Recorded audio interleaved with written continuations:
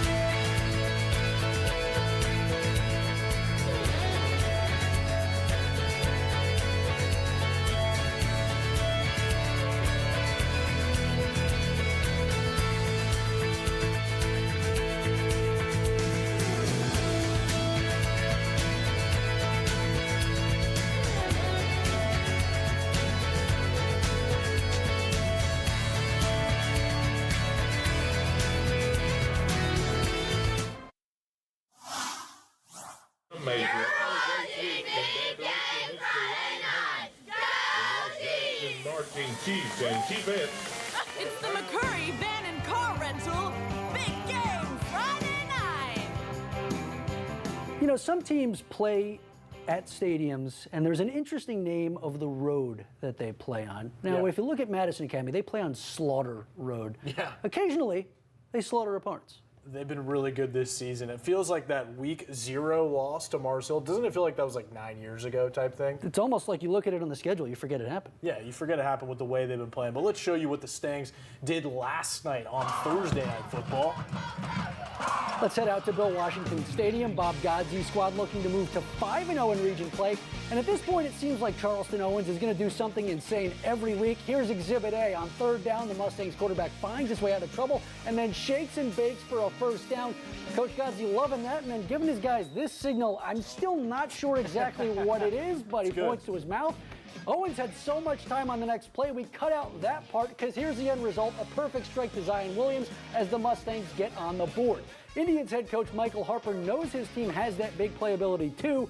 Gavin Runlet takes the handoff and he's off. The junior makes a cut to the outside and rumbles all the way down to about the 25 before he goes down hard. New Hope would face a 4th down in the red zone, but they opt to go for it and it pays off. Lucas Terry rolls to his right and finds Landon Tate Matthews in the end zone just like that.